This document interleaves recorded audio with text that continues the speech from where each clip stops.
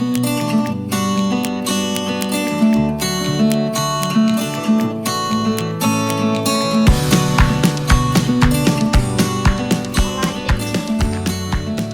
falar hoje de algo que acredito que a grande maioria já deve ter utilizado e das pessoas que estão nele. Então, nós vamos falar aqui de aplicativos de transporte e, consequentemente, dos motoristas que utilizam, que fazem uso desse aplicativo como meio de vida. Podemos falar que essa relação entre motorista de aplicativo e clientes é um reflexo interessante das dinâmicas modernas de serviços e interação humana, ou seja, reflete, de certa forma, a sociedade que nós temos hoje. E essa relação, mesmo sendo breve e transitória, carrega nuances que são exploradas tanto no nível prático, que a gente vê no dia a dia, quanto socialmente e principalmente, do meu ponto de vista, de forma emocional. A dimensão profissional desse motorista, que é um prestador de serviço, cria uma ligação momentânea que vai ser influenciada por muitas coisas e, consequentemente, em algum momento vai estar gerando conflito. Essas questões são mais amplas porque envolvem principalmente desigualdades sociais, expectativas de desempenho diferentes e a tecnologia que ainda precisa ser muito aperfeiçoada para auxiliar nisso, ao invés de dificultar o trabalho e a relação entre as pessoas. O motorista, por exemplo, frequentemente enfrenta pressão ligada a essas avaliações e as metas das plataformas. Então, a avaliação que a pessoa dá, que o cliente dá, vai ajudar ou não a ele levar o dinheiro para casa. Em compensação, o cliente quer ter o transporte da forma que ele imagina, com conforto, com a idealização que ele fez do carro e do motorista que vai servi-lo, né? Vai prestar o serviço. E quando isso não acontece, o cliente fica frustrado e estressado. Essa relação de poder, ela tem um equilíbrio muito leve, muito fácil de se romper. Principalmente porque os dois têm a crença de que cada um tem uma importância maior dentro daquela situação, na grande maioria das vezes. Isso a gente precisa pensar que, pela psicanálise, as construções que foram feitas em toda a vida de cada um sobre aquilo que ele é, sobre aquilo que ele constrói de si, aquilo que ele pensa de si, aquilo que pensa do outro, vai transformá-lo numa pessoa que vai poder ter empatia com o outro ou vai transformá-lo em uma pessoa que se acha superior. Esses são aspectos narcísicos, se a gente falar tecnicamente.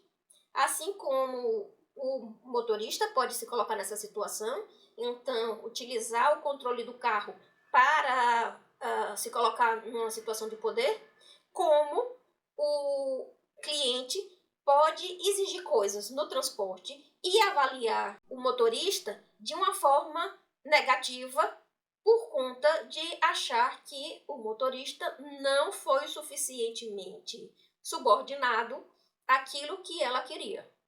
Entende como é complicada a coisa? Temos algumas coisas interessantes para pensar que pode ser tirado de vários lugares, mas particularmente eu acho interessante de um aplicativo chamado Reddit. Esse aplicativo, eu não sei se no Brasil é muito utilizado, mas ele é formado por pessoas que entram de forma anônima para comunidades e eles vão debater assuntos. E existem comunidades lá com o nome dos aplicativos. E nessas comunidades desses aplicativos, vai se trocando informações entre clientes e entre motoristas dos aplicativos. E nisso a gente vê muito bem que é como se tivesse essa guerra de poder que eu estou citando. Porque os motoristas colocam as dificuldades que ele tem com os passageiros e os passageiros colocam as dificuldades que eles têm com os motoristas. E, consequentemente, continuo acreditando que é por uma dificuldade de empatia, uma flexibilidade, de exigência das leis e da compreensão do outro que acaba gerando isso. Das duas partes, tá, gente? Vamos lá. Então, vou citar agora para vocês terem uma noção das principais queixas e vocês verem se encaixa na queixa que vocês têm quando vocês andam no aplicativo. Veja, então é a diferença de expectativa. Você entra no carro, você está esperando que o carro esteja de um jeito, o carro é de outro, você está esperando que o carro seja um, vem outro carro, você está esperando que o motorista se vista de um jeito e o motorista está vestido de outro. O que o motorista está tocando no rádio ou está conversando. Já o motorista espera que você fique comportado, que você não incomode, que você deixe ele fazer o serviço dele. Ele fica tenso para ver se você vai fazer um julgamento. Ele não sabe se ele pode conversar ou não, se ele quer que você converse, se ele quer ou que você fique em silêncio, ou que ele fique em silêncio.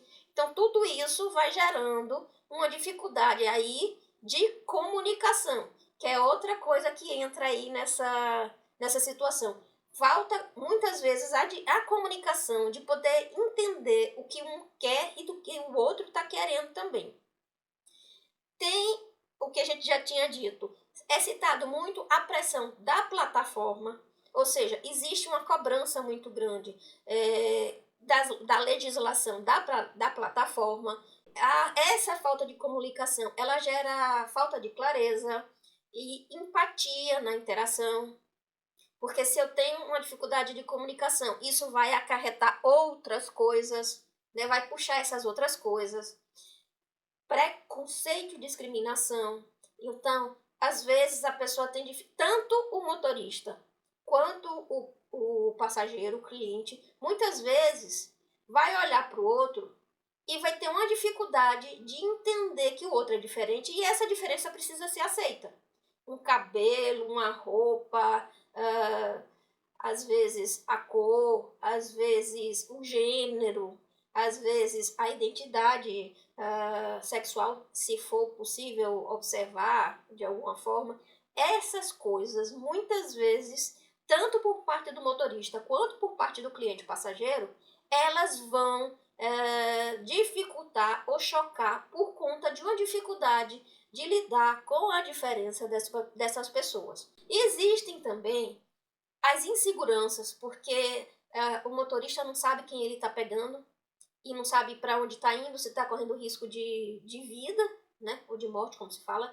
O passageiro também tem a mesma situação, se ele corre o risco de ser incomodado, de ser desviado da rota e ir para um outro caminho e acontecer alguma coisa. Então, essa insegurança é também dos dois.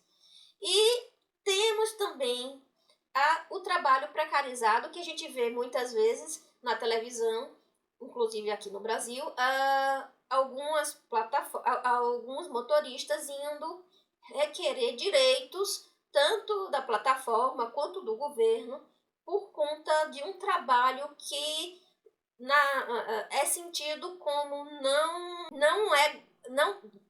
não se ganha aquilo que se merece.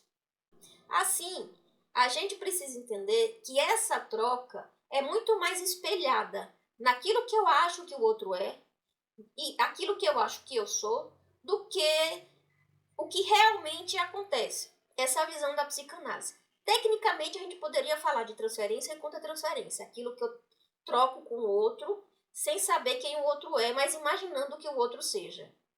É importante que a gente entenda que é necessário haver uma empatia que se dá através de uma flexibilização das exigências que a gente faz conosco e com o outro.